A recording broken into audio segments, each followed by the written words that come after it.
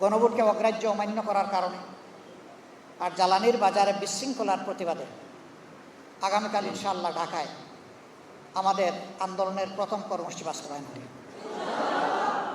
আমাদের কর্মসূচি হবে নিয়মতান্ত্রিক, আমাদের কর্মসূচি হবে ইস্পাত পথে।